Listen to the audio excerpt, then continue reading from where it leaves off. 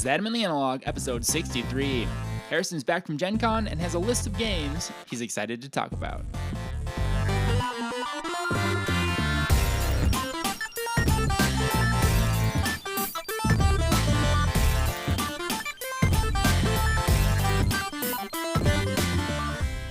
Hello and welcome to Adamantly Analog, the only board gaming podcast that you're listening to right now at this very moment. I'm your host, Harrison Dunn. That's good, but there are some crazies out there that have 2, 3, 4 on at a time. You know, they're just very, very efficient and good at multitasking. Yep, that's true, Corey Murphy. How's it going? Oh, yes. Hi, I'm Corey Murphy, as he said.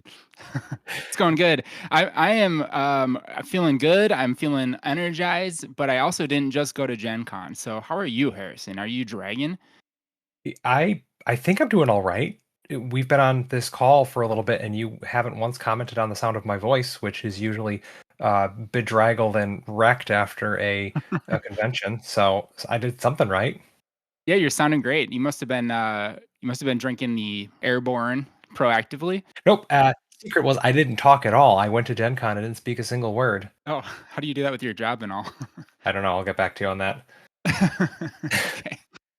Yeah, no, Gen Con was great. We departed early Wednesday morning, drove 5.5, 6 hours, did our setup for the booth, and then let it rip. Then we went for it. It was four days of gaming, as they say in the industry. 4 days of gaming, best 4 days of gaming, right?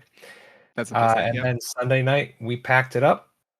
It took us an hour to tear down the booth, and then we hopped right in the car and drove back to Madison. And I was home and in my bed by 11 o'clock at night, which felt pretty good.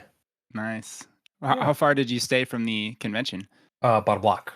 We were at one of the hotels within walking distance. Yeah, and the hotel was behind the convention center. So every day I just went in through the loading docks with the exhibitor badge, and I didn't have to go through any of the crowds. It was great. Fantastic. Nice. Highly recommended. Yeah, if you could just grab one of those convention badges, or what did you call it? The exhibitor badge. It's an exhibitor badge. Yes. So just grab one, but yes, if you have one. Now there's plenty of time to plan ahead. You can start a game company so that you can go in the nice door next year. That's not the only way to do it. You can get a media badge. You can get invited as a guest. You can go for one of those all exclusive badges. Those will probably all work for you. Oh, okay. Yeah, easy. Or it was probably easier is just volunteer and help out your favorite game publisher that needs help with volunteers, because we can all use more help putting on these awesome shows. Well, while I was having just the time of my life at Gen Con, Corey, what were you doing? What kind of games were you playing? I was playing games. We went camping, actually. We were out in the woods. Not so woodsy, though, because where we were staying, it was a very small town, yet we were so close to both train tracks and a highway. And so it felt like when we were sitting in the tent, it was like we're in a big city right now. It sounded like there were trains going by and honking their horns at 3 a.m. There were cars whizzing by. But the environment was great. I mean, we were surrounded by trees. There was a lake out there. We had a fire going. But my favorite smell is the smell of a campfire. I don't know if you agree with that one, but it's up there with gasoline and petrichor. I like a campfire smell when it is in a campfire. When I'm at a campfire, when my neighbors or someone in the neighborhood starts a campfire, a little bonfire, burn pile in their backyard, and then the smell of campfire drifts in through all of my windows, and then my entire house smells like campfire, I do not like it. Really? Okay. I like it. I live vicariously through my neighbors then. Someone's cooking out. I'm like, ooh, I can just imagine what that would taste like. Have a campfire. Nope. Oh, that'd be fun. Let's roast some marshmallows in my head. It's a strong smell, and it has a very particular place, and that place is not in my bedroom. Yeah. Well, that's neither here nor there. The point is we're out in the woods, so our access to board games that involved lots of cards and small cardboard bits was limited. So I packed a bunch of travelable games or good outdoor games, and the one we actually got played was Micro Macro Crime City.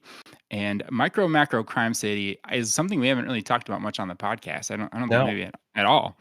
Yet I've had it in my collection for a while, and we've played through about half of it now, or Okay. before this past weekend. Now we're almost done with it. But it comes in little missions. You're looking at this big, like, what do you call it? It's like a Where's Waldo? You're looking at this big Yeah, yeah. Where's Waldo kind of map of a city, and there's all these little characters with different shaped heads. That's how you can tell them apart. And it's almost like a time lapse of their activities throughout the city, so you can follow where they're going. Right. But this map is huge. I mean, it's like a table size, um, and everything's very tiny. And so your missions are like trying to locate these people and figure out what their crime was and what their motive was and where their victim ended up and things like that. And it almost appears as if it's a family game in that it's a, this kind of activity you would find in like a highlights magazine. Yeah, the But artwork when is you real like cartoony. it is, yeah, until you really look at it, and then you're seeing all these kind of gruesome murders and things going on throughout the city. And there are all these little cartoony characters doing these terrible things. But there is a family version coming out, so I just Yeah, I saw remember that. seeing It's that on its way. announced recently. Yeah, but that was a lot of fun. We had to wear headlamps though, so we could see because it's dark out there, and you got to really dig in. But I would highly recommend that. Good activity. Yeah, I've heard a lot of good things about that one. Haven't checked it out myself. I was surprised at how well it worked. It felt like this thing where it's like, how can you tell a story with this static picture? But you do see them kind of moving throughout the city, and it's easy to connect the characters to their past versions of themselves because they all have a distinct shape of their head. They have distinct features on their clothing, and so Mm, you can find like triangle shirt guy with 3 points on his head over here, and look for him over here. So yeah, it works out really well. cool. I've got a couple of games played aside from that. One of them I wanted to talk about was a review game that we've got in from Solis Game Studio, and this is a little two-player card game, a two-player dueling card game called the Massive Verse Fighting Card Game.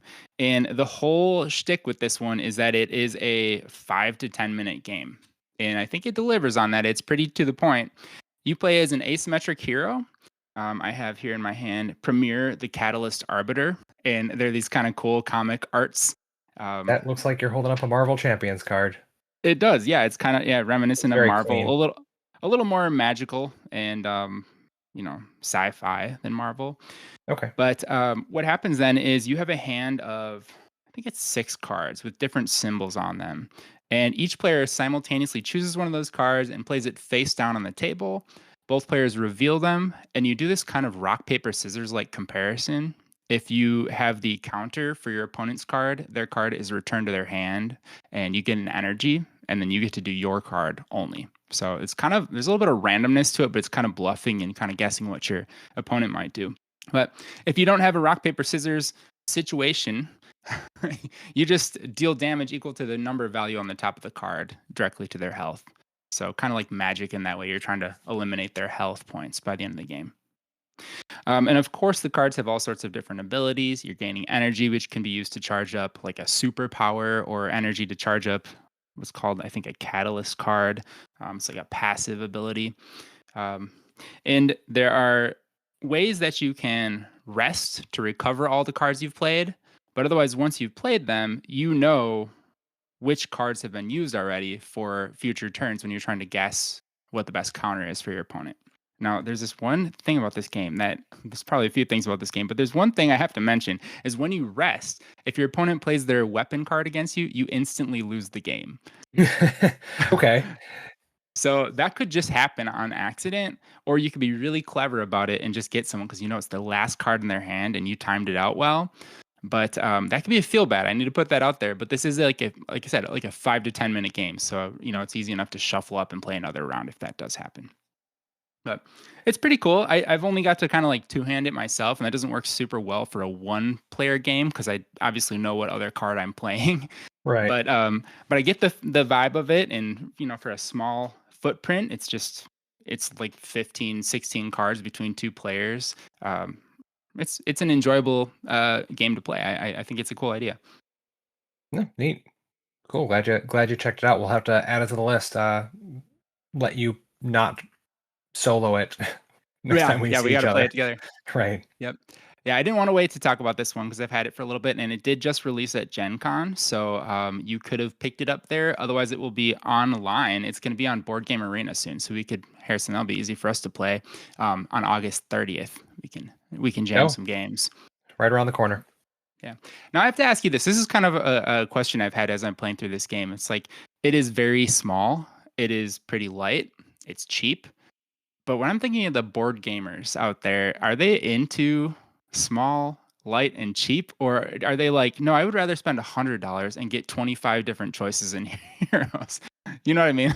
Corey, at the entire time you're saying that, because we're on camera and you listeners out there are not seeing this, but Corey's just like grinning the entire time he's saying this because he's setting me up to talk about flip tunes, isn't he? No, I like flip tunes, and that's a completely Yeah. different story. I'm just thinking of like Kickstarters these days. They push you to buy so much stuff and so much material that this one takes a different approach. But it's like, is that really what the consumers in this market want? I don't know. I think that people can want both, Yeah, wanting a game that is $20 or less, that has enough of a hook to want to play again is very desirable. No, without getting into too much details, Fliptoons was a huge success at Gen Con. People loved that stuff. We had people playing it all weekend at demo tables, swinging by the booths to pick up a copy, asking about it. I walked down the street afterwards, looking inside of restaurants, people playing it there, people playing it in the free play area afterwards. It's a good time. So I think, yeah, there's definitely a market for even a, what do you say, 10 to 15 card game for two players. Absolutely. yeah, yeah. Cool. Yeah, it certainly is a thing. And I should mention just real quick before we leave this one, the core box is, you get 8 heroes in it for like $25. So okay, yeah. But speaking of flip tunes, that's a good transition because that was another one I've recently played. You said it went over well this weekend. Yeah, it went over well, pretty well. We sold most of what we came through. Came very close to selling out. So, Yeah. uh, yeah, it was well received. People loved it. People were raving about it. I took some copies to the Man versus Meeple party to just like let people play, and everyone either already played it, or had like seen it or bought a copy and hadn't played it yet. So they were very excited to get it to the table. Hmm. Even got a chance to teach Isaac Childress how to play. So Oh, cool. that was a fun time, like just sitting down and playing Fliptunes with the designer of Gloomhaven. Nice. Yeah, That's awesome. It's on Board Game Arena now, so I've gotten to play it on there. What's the player count on it? Is it two to 1 to 4, four? one One to to four. four. You can play Yep, solo. Okay. yep. Yeah, I'm getting the feeling of like the deck builder arc where you can see all those strategies and synergies appearing as you play through the game, Mhm. and it's so much faster than almost any other game I've ever played because it's kind of like an auto battler, right? In the sense that you're Yep. just flipping cards off the top of your deck. So the decisions in building your deck are there and they feel really good when things go your way, but you don't have to like think about the ordering of them. You just flip them and go. And I like Right. that it's just like, all gas, no brakes. Right. Yeah. I mean, I think of like this is an evolution of deck building in the same way that Mystic Vale kind of was, because you're making your own deck of cards, but you're modifying those cards to do the building. Yeah. And this kind of makes me think, if Mystic Vale, except your deck tells you when to stop, not you. Like Right. you keep flipping until your deck says stop, not uh this. And I think that's just like a little bit of a tweak there, and it works really well in this small form factor. Hmm. Yeah. I think if you spend enough time playing, I don't know, say Ascent. What's that game called? Oh my gosh. Ascension? Ascension. Yeah. Is that what it is? Yeah, the Stoneblade one, the one that we both Yes. loved and played a ton of. Yeah. Yeah, I no longer have that game, but I like it a lot. And okay, but the point is, if you spend enough time playing that game, at a certain point in the game, your decisions are almost programmed. It's like if you have enough experience with it, you know what the best moves are. There are some subtle choices in which card you can buy for whatever cost, but for the most part, if I've got 3 spend power, I'm going to spend all of it in one card because I know I get the most value there. Hmm. And so it's almost like doing the auto battler version of a deck builder just kind of cuts out the middleman and everyone's kind of at the same point in the playing field as far as the actual mechanical play of the game. The decisions and the engine building are still there in the same way, but I don't know, it's different. I think they're onto something with this one. I think we're gonna see more games that do it. Yeah.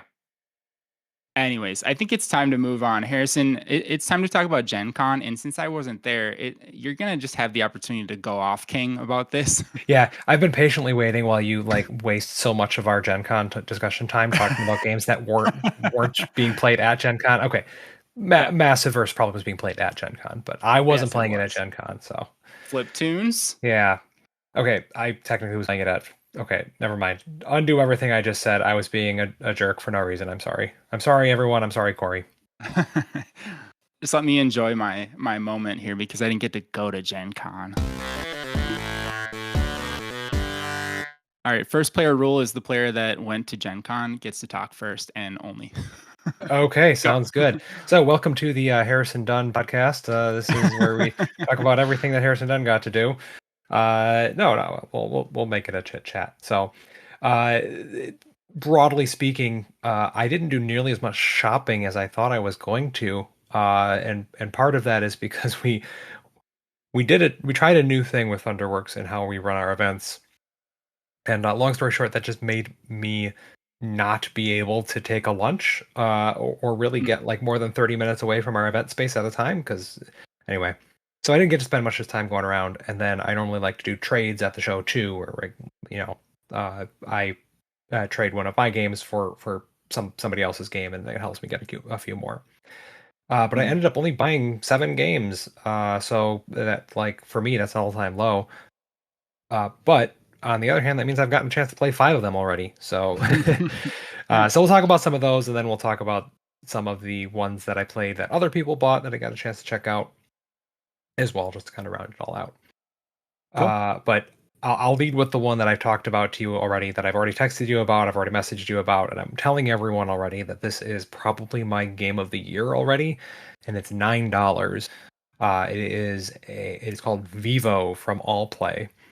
This is a small box card game, like their smallest box card game size. This thing is tiny. It's $9. I told a bunch of people about it, and I bought 2 more copies to bring home for people to check out. So, Vivo is a trick-taking game played over the course of 2 rounds, and each of those rounds you've got this deck of harmony cards, and the harmony tells you how many suits have to be played. Thematically, you're like putting on a concert cooperatively with the other players, but it's not a cooperative game. It is a competitive game because if you don't follow the harmony, you mess up and you look bad, and you don't get to score as many points. So the harmony deck is going to tell you solo, duet, trio, or if you're playing with 4 players, quartet, telling you that the number of suits that has to be played, 1, 2, 3, or 4, and then the lead player can play whatever they want, and players have to follow suits so long as it matches the harmony. So if we're playing a duet, if I lead red and the second player plays green, then everyone else has to play red and green. If we're playing a 4-player game and it's a duet and I play green, the second and third player play green, that means the fourth player can't play green. They have to play something else. So it takes that little bit of like the concept of a suit and kind of twists it a little bit to there is still a rule for the suit and how to use it when following, but it's a little turned around. So that's the basis of it. But the real hook for me when I read the rule book, and the thing that really convinced me that this is what makes it my favorite, is the scoring. Each hand, the high card takes that card and places it in front of them face down for 2 points. But the low card takes their card and scores it face up for its face value. So now you're thinking about, okay, how do I force certain suit combinations? I'm really keeping track of cards, trying to make sure that I can get, my 3s, 4s, 5s, even 6s to be the low card in a trick and score big compared to other players. It just turns into this really like spicy mix of head games. It rewards card counting more than most trick taking games does, but also helps you remember that element of trick taking too, because a lot of those cards are going to be left face up on the table, and just the different way that the game makes you think about the value of your low value cards, like how valuable they are to you as a player. It just turns that all around and makes it much easier to think about as a trick taking game. I'm still terrible at it. but oh, it is just an absolute blast to play. Yeah, this is going to be the first time we get together and play games. I'm going to make us play this, provided we have a third player with us because it is 3 to 4 players only. Yeah, I see um, that. yeah, yeah, it is excellent.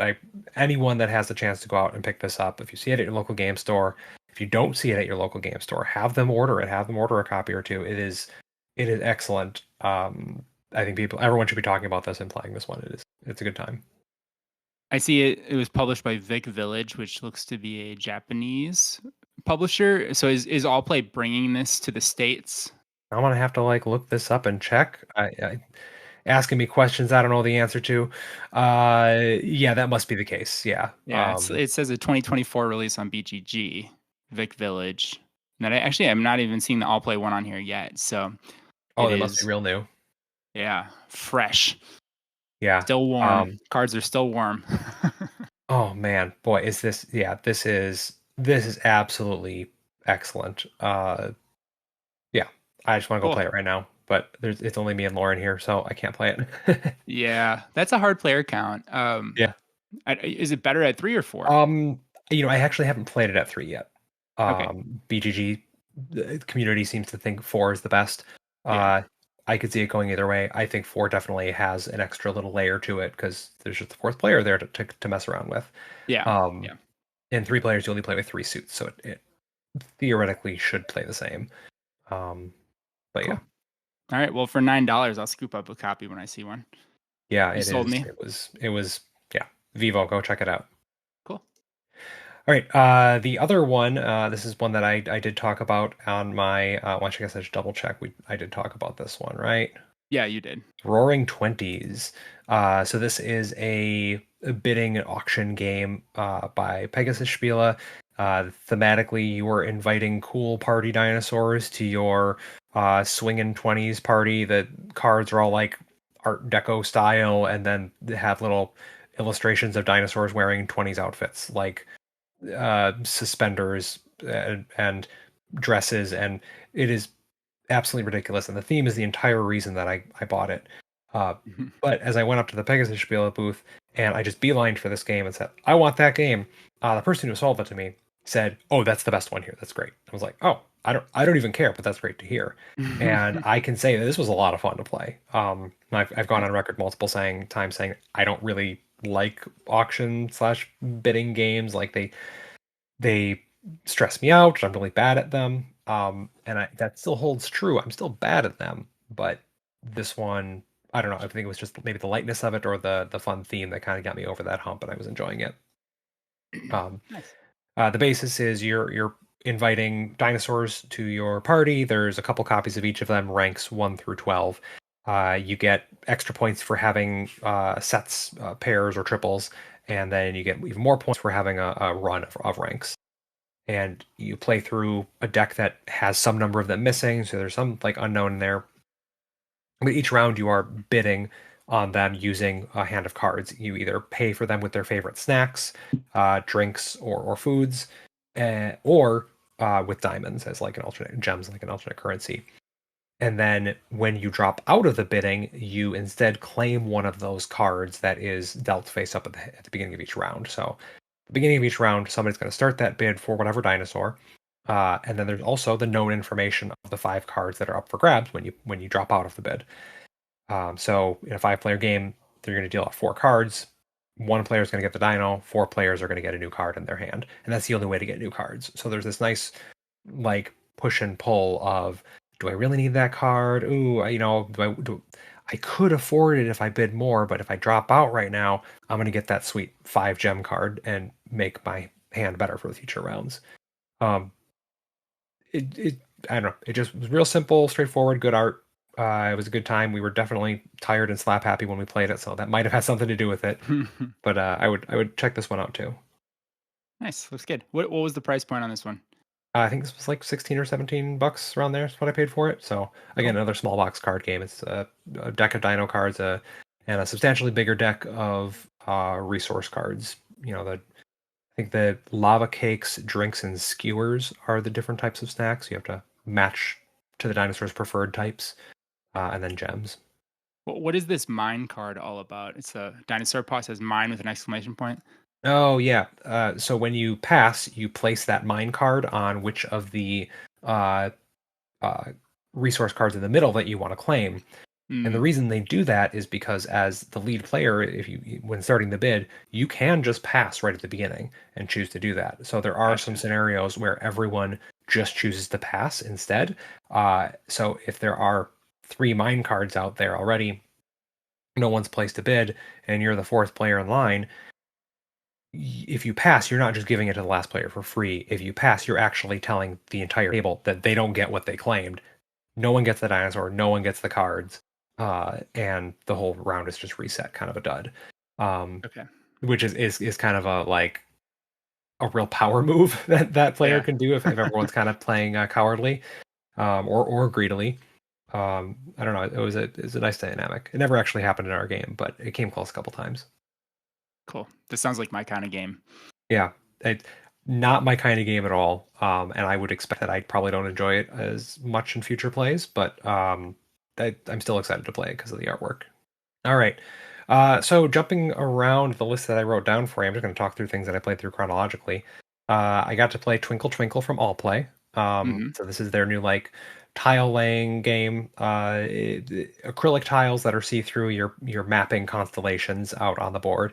It uses like a King Domino esque drafting style, so the tiles are ranked, and then you pick a tile, and the later down the row tile you pick, the later turn order you're going to have in future rounds. Was a little bit lighter than I thought it was going to be, but just the presentation, and everything, it has like just enough of a puzzle to be satisfying. Again, I Hmm. wish it was a little heavier, but also I didn't play it with any of like the expansions or optional modules or content. And I did get one of those, so I'll have to try it again and see how that goes. But still, overall, like a really enjoyable production, and for I think it was like 35, 30 or 35 is what I picked it up for. Um, so yeah, I would recommend it. Wasn't I'm not going to spend as much time on it, and not as glowing as the other two, but definitely a cool game, especially if you like the theme. Yeah, this one you have to really look at to understand it. It's pretty neat with the clear tiles and the celestial objects sketched into them. Mhm. Almost reminds me of those little stars you used to stick on your ceiling when you were a kid that glow in the dark. I think that when they were sending review copies out to people, they were actually including some of those stickies, those glow in the dark stickies, because Oh I yeah. saw, yeah, I saw the YouTube like Insta or whatever the YouTube Shorts, that's what they're called. Hmm. Uh, uh, Danny Standring had her copy that she did that with, and she had a bunch of those sticky stars, and then she put them on. So it was Okay, a good time. Yeah, gotcha. Well, it seems like there ought to be a deluxified version of this where the bits glow in the dark. Is that a that possibility? I don't know about that. Maybe that's the jumbo version, Yeah. where they can like hand paint glow in the dark paint in between or something. I don't know. Hmm. The the jumbo tiles are actually just giant panes of glass. Right. There's a lot of text that you'd have to be able to read in the dark, so maybe that won't work out. But Yeah, probably not. So I'm gonna jump around again. I'm gonna say in chronological order of things I've played. Those around real quick so you have a better idea. okay. Okay. So then one of my coworkers, we got to play or bought Roth from Chip Theory, so we got to play that, and we played it late one night in the hotel room because we had Philip DeBerry staying with us. So it was me and Steven and Philip DeBerry played Roth, and it does what it says on the tin. It's a area control game in 30 minutes. Like it was very quick and snappy. I mean, with Hmm. with Teach, I think it took us like 45 minutes. But when I heard area control in 30 minutes, what I thought was this is an area control game made to help get people into the area control genre that was like Hmm. supposed to be a little bit simpler, maybe easier to onboard. And instead, I think it's supposed to be a really crunchy tactical uh, area control game for people who really like that because it felt really punishing and like it was asking for me to do a lot of things that I don't think I naturally do when playing those kinds of games. So like I didn't feel like it held my hand as much as I would have wanted it to be like a your first area control game. Yeah. And instead it's gonna, people who like area control games a lot, like you, I think you're really gonna like this one. Mhm. But it kind of doubled down on everything that I don't like about area control games in the name of simplicity, and just made it not appealing at all. So I think one of the hooks for this not only is the graphic design, which in the presentation, which is still incredible. You've got the chip theory quality of, neoprene mats, deluxe dice. It's even got some nice little figures in it, some nice chips. Um, Mhm. and the things, I think, 55, $60. Like for a chip theory game, it's a very reasonable price. And I think this game's still going to do very well. Um, but the crux of it is you roll a set of dice at the beginning of each round. You draft those dice, which determine your actions. The player who is behind in points is going to get an extra die from that list. So up front, you can see exactly what is available to everyone, and there's a lot of mind games to play. And ooh, there's only one attack die this turn, so I could take that, and be able to attack players more than everyone else. But at the same time, there's a bunch of these movement dice, and if I don't get any of those, then I'm really going to be out of luck, etc. So there's some interesting stuff going on there. But again, it didn't do it for me. Um, Okay. One of the bigger complaints that I have in the graphic design and presentation is that the character abilities are printed directly on the neoprene mats. And just the way that those mats are laid out and the size of the font makes them really hard to read, especially from across the table. Like I have no idea what your character does. It's just like a wall of blurry text from across the table. Those fade too really bad if you play it a lot. Yeah, yeah. So I really wish they would have had bigger text in a place that would have been readable by more players. Because the other thing is, most of those abilities you're stacking dice on top of or in front of too, so they're really hard to read. Um, Yeah. that I mean, all that said, you pick a faction. You've got 2 to 3 unique abilities that each have some unique dice. Uh, it's very straightforward in what it does. I just think it reinforces the gameplay that I don't like. It doesn't make it easier for me to learn that. In fact, it was a lot more punishing because I didn't do the thing that you're supposed to do in area controls. We just let a guy have an area to himself, and he was able to, in 2 turns fortify that area, and then it was really hard for us to get him out of there. Yeah, Um, and I think it's worth reinforcing, you tend not to be into area control games to begin with, so right, yeah. as to I be am not the considered with target these comments. audience. Yeah, so you bought this? No, I did not buy it. Oh, Steven bought okay. it. Yeah. Oh, got it. Yeah, so I Yeah, did not buy it. Someone else bought it. Then we played it, and uh, so I think he enjoyed it a lot more than I did. Um, okay. but Yeah, yeah. because listening to you talk about this, I was gonna actually include this on my Gen Con hype list last week, and I didn't because I didn't know enough about it, to be honest with you. But the art jumps out at you. It's like a really cool Hmm. art style. The production's amazing because it's chip theory. And now I actually want it. I want to play it more because of the way you described it. So even though you're Yeah, kind of like poo-pooing the like, yeah, area control, yada yada, like that. Those are all the things I'm into. So right. get package that in like a 60-minute thing, and it seems like it's pretty affordable. Yeah, let's do Yeah, it. no, I think this is probably going to be up on your game of the year contender. Like, I think you're really going Oh, to enjoy okay. this. Yeah. So that's Roth. All right, cool. Roth. Oh, and Roth spelled with a W also for those that are just listening to this. WROTH. Yeah, yeah. There are a lot of things that Manny Tremblay was the designer on this, designer of Dice Throne, and he's also the artist. And the hot take that I had after it was Manny Tremblay wanted to do whatever he wanted to do, and no one told him no, for better or for worse. Yeah. So yeah, so it is gorgeous. I have some gripes with like the presentation in some places, but overall, like it's a very pretty game.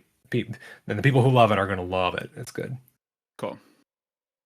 Good. Um, all right, so well then the next one I got to check out is the other. I think it's Manny Tremblay chip theory combo as well. That's Fight Five. It's co-designed. Yes, it is. Manny Tremblay and Aaron Hine. Okay. So yeah, this is Fight 5. Now this was on my list of like interested things, but I couldn't find any information on it beforehand. I didn't really know what it was. And then I got like a quick talk through at the Chip Theory booth, and I was like, I don't really know if this is. It seemed really, really light and not quite up what I wanted to do. and they were selling it for $25 for this really simple card game, but it was very, very highly produced. As the plastic cards, like like Chip Theory does. They're shiny, they're pretty, like really nice cards. And then they would Hmm. also give you a non-pretty copy for free if you bought the pretty copy, and they weren't selling the other copy at all. I was just like, oh, okay, so you're okay. Anyway, it felt like a weird thing. Hmm. And the guy said to me, "Yeah, if you buy one, you can give the other one to your friend." And I was like, "Or I can find a sucker to buy it and then give me the crappy copy."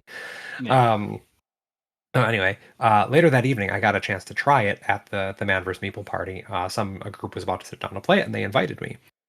So the idea behind Fight Five is supposed to be uh, a quick tactical take on war, um, Okay. but doesn't really do any of the auto battler things that war is kind of like, that's kind of exploding in the design space right now. Hmm. Um, the idea is that everyone's got an identical deck of cards, 25 cards numbered 1 to or 2 to 13 plus a star card, which is like the all powerful card. Uh, and then you fight over 5 piles of 5.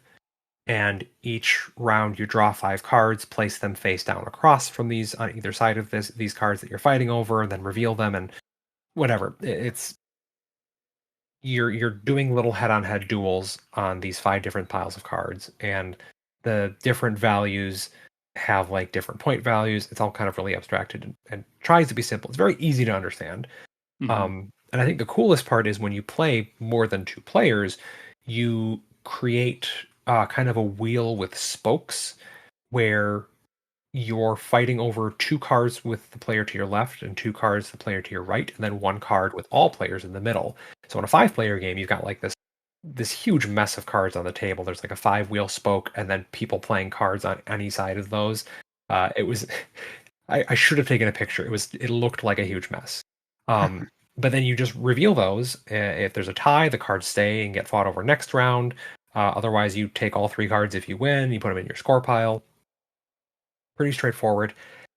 And it just felt lackluster to me. Like I didn't really feel like I was making that good of decisions. Like, yes, technically I can put any of the 5 cards that I want into any of the 5 spaces, but you usually want to put the best card that you have in the best spot, and then the only thing, or at the most valuable card, and then the only thing you're kind of doing is, oh, maybe if I put my second best card there, I can fake them out and then take another place, and maybe they didn't draw their best card, so I'll win that anyway. Like the only head Yeah. games you're playing are with yourself.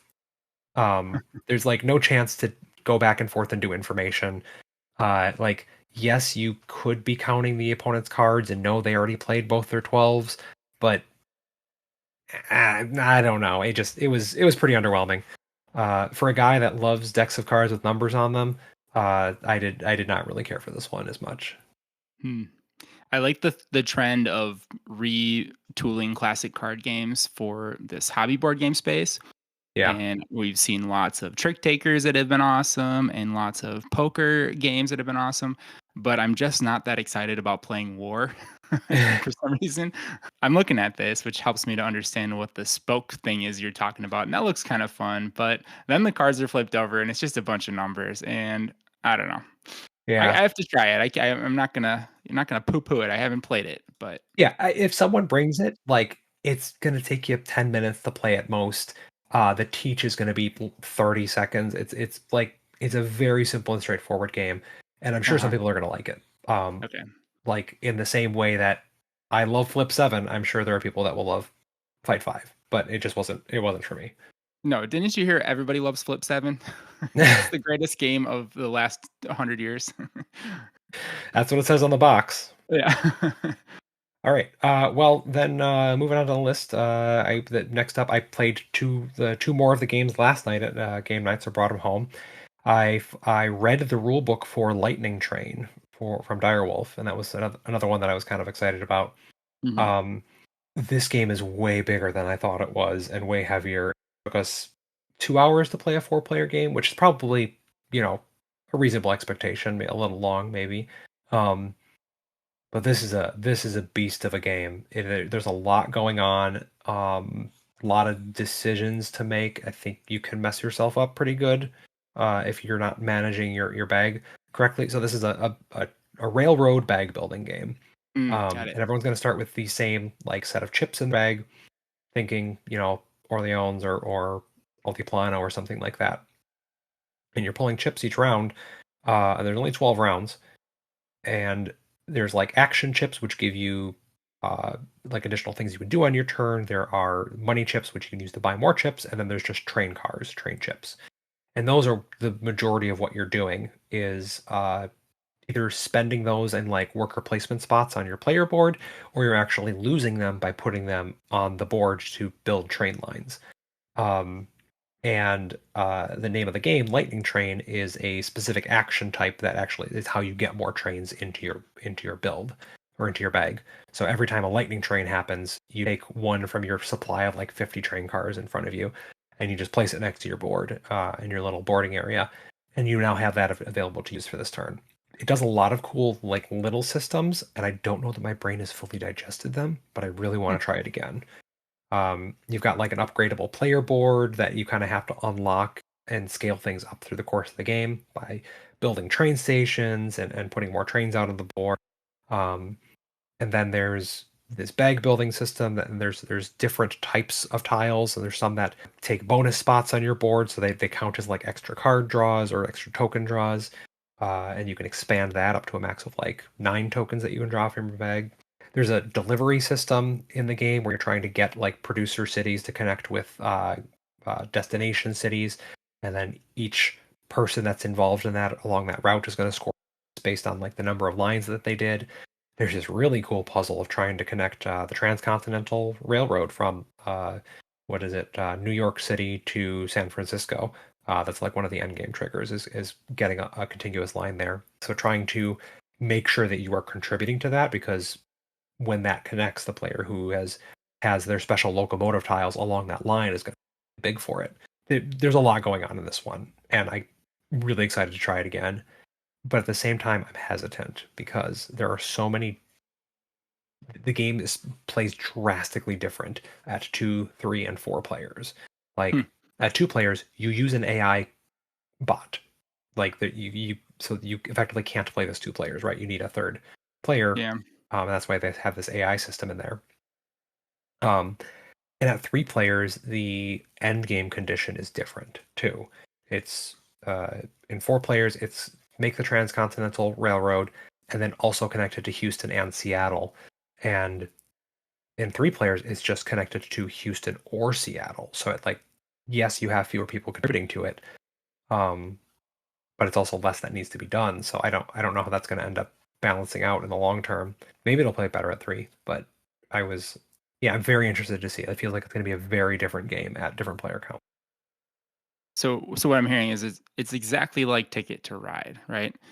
It is exactly like Ticket to Ride if you define Ticket to Ride as nothing like Ticket to Ride. Sorry, except trains. Yeah. Well, okay.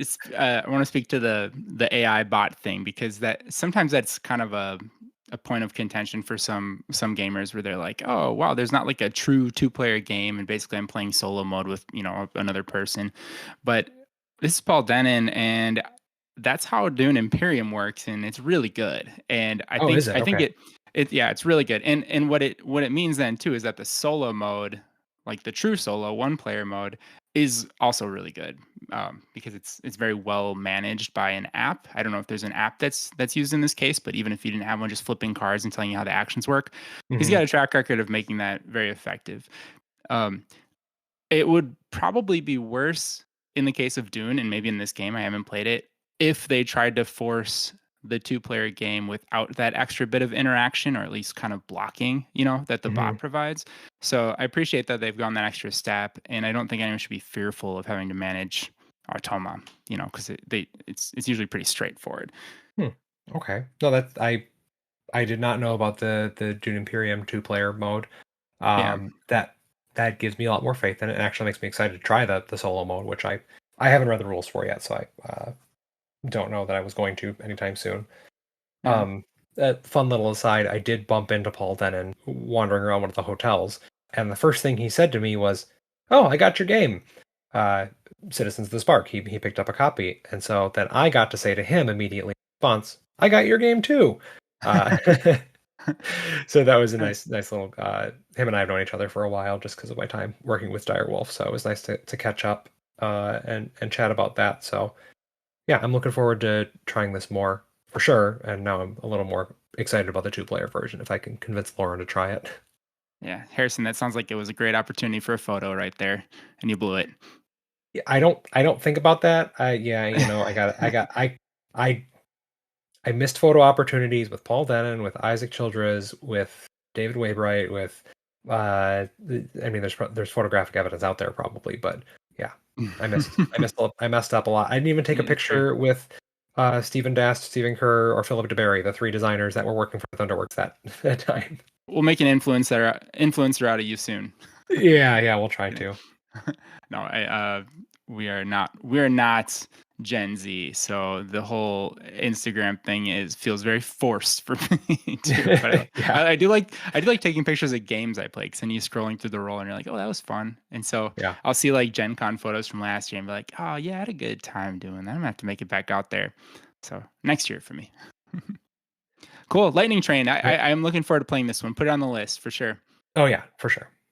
And the last one I'll shout out is the last one I played at the end of the night. And this is the small box capstone game Up or Down by Kramer and Kiesling, that famous duo.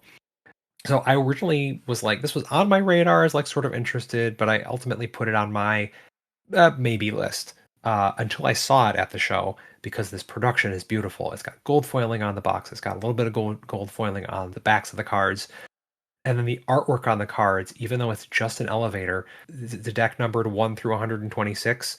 If you put the cards in order, like they come in the box, and then you flip through them quickly, the doors actually open, like Mm, slowly, and people get out. Like I don't know. For what little art they had, they did an incredible job with it. It looks super yeah. cool. So Up or Nice. Down is a smallish card game out stacking numbers in order. Um, you can have up to 3 columns in front of you, and they must be numbers in a strictly ascending or descending order. And then you're going to score points based on the number of cards in that column times the number of cards of whatever color is most present. So if you have 4 yellow cards and there's 7 cards in the column, then it'll be 28 points. So that's what you're going for. But the way that you play the game is you deal everyone a hand of 3 cards, and then you deal 6 cards to the center of the table in a circle, and you arrange them in sequential order, with the highest and lowest being next to each other. And on your turn, you take one of the cards in your hand and you place it between 2 other cards where it would appear sequentially. So if I have a 30, I have to place it between the 25 and the 35 that are out there. Then where I place it, I pick up one of the cards next to it and put it into my tableau. So you never actually put the cards in your hand directly into play. You use them to effectively buy cards that are available to everyone and then put those in there. So the cards are always cycling through people's hands, and you can kind of keep track of like, ooh, I know you picked up that card that I sort of wanted because one of the draw piles is face up. Um, Mhm. it it's kind of weird to talk about. I think you have to see it played to really Hmm. fully understand it. But it was pretty neat. It was very thinky for what I thought was just going to be a simple game of cards with numbers on them. There was a lot more going on there, and I really liked the idea that the hand of 3 cards are multi-use, and the fact that you're buying with one play, but then ultimately putting other cards into your tableau. Yes, I've heard of this game talked about a lot leading up to Gen Con, probably more than any other game. And I don't know what it is, just maybe because it's easy to describe thematically, but the more I hear about it, the more I'm confused about how it actually plays out. I really think I have to do it to understand it. I'm surprised to hear that it's thinky, so that's cool. Yeah, yeah. Which card you draw, uh, which card you lay down, like there's that 35 out there I really want. Do I play my my 40 to pick it up, or do I play my 30 to pick it up? Mm, And what's mhm. that going to do for the other cards in my hand? Like is there a way for me to chain cards effectively? Are other players? What are other players going for? Oh, I see that guy's got a lot of pink cards in his column. Maybe I don't want to play my pink card right now because I don't want him to get a chance to get it. Um, Yeah. yeah, it is. It's really cool, and I don't think I've even scratched the surface of like the depth of strategy that it might offer, or maybe not. Maybe there's no strategy. That is up or down from Capstone. All right, let's recap that list. Oh boy, yeah. So I guess yeah, we'll just call it there and stop me from talking more. So today I the ones I bought Vivo from All Play, Roaring Twenties from Pegasus Spiele, Twinkle Twinkle from All Play, Lightning Train from Direwolf, and Up or Down from Capstone. And then I also got a chance to check out Roth from Chip Theory and Fight 5 from Chip Theory. There are two other games on that list that I did not play yet, and I'll talk about them in the future when I get a chance to play them. That is Rumblebots from DV Games and Lunar Skyline from Dead Alive. Um, Nice. so I will, when I get a chance to get those to the table, hopefully next week, then I will talk more about it then. That's your homework. Yeah, got some homework. All right, Corey, I've been talking for so long. You want to tell me something you've been doing besides playing no board games at not Gen Con? Hey, now I play plenty of board games. I have been in my spare time watching Daredevil pretty religiously lately, Right, and right. Yeah, you mentioned that a couple weeks ago, right? yeah. So I'm not talking about Daredevil anymore. I'm talking about Daredevil Born Again, which is technically a Oh, different show. It's a continuation of Daredevil, but now that Disney owns it, it's a little different. I mean, this is a Disney show where they're dropping f bombs and there's some intense graphic violence going on. And yep. I think the casting of this show is just knocked out of the park. With the exception of Foggy, I wasn't a big fan of him. I've talked about that before. but but the casting of Matt Murdock is fantastic. But most importantly, Wilson Fisk is Oh yeah, is just like perfect. And the actor that plays him has his Vincent D'Onofrio. Vincent, yeah, D'Onofrio. He really nails it. He's like kind of this soft, almost like a teddy bear like person in some scenes, but then he can turn and just really, he can break some knees in other scenes when it needs to be done as the big crime boss in New York. And I don't know what it is about like his personality or his delivery as the character, but it like really makes the show. You Yeah, fear him, but he's also like relatable, you know? he's scary. He is, yeah. Yep. And I think the tension between him and all of the corruption surrounding him, as well as Matt Murdock kind of just grappling with if he's going to be a vigilante or a lawyer or who he's going to tell about his vigilanteism. I don't know if that's a word, but that's just like awesome. And there's so much to play with there. So I'm really impressed by the show. It's one of the best Marvel shows. I think it is the best Marvel show that I've seen so far. Better than the original Daredevil run. Um, I don't know. I'm not through it, so I can't say. Okay. I've been liking it. I think the third season of the original Daredevil, was probably the best so far. I've been really liking that one, but all in all, the whole series has just really knocked it out of the park. So the point I'm trying to make here is, with this being violent, like almost like a rated R show, I think this is where these Marvel shows need to head in some cases. They're trying to be family friendly in a lot of the more recent ones, which I get. There's like humor, it's lighter, but there's this cool dark side of Marvel that is very present in the comic books, especially for subject material like Daredevil or the Punisher, Jessica Jones, and they've been pretty successful with it. So I don't see why we don't do more of that. I mean, Deadpool was hugely successful in the box office. Hmm. I would like to see more of it, especially in the movie side of things. I think it's hard to do well, right? Because Yeah. you don't want to be graphic violence for the sake of graphic violence sake. Like I don't know. I think of Game of Thrones. HBO's Game of Thrones just felt like it was graphic for the sake of being graphic. Yeah. And I think it would have been a much more enjoyable show had it not been so. But others are going to disagree with me. If you do, go ahead and email us at adamantlyanalog@gmail.com.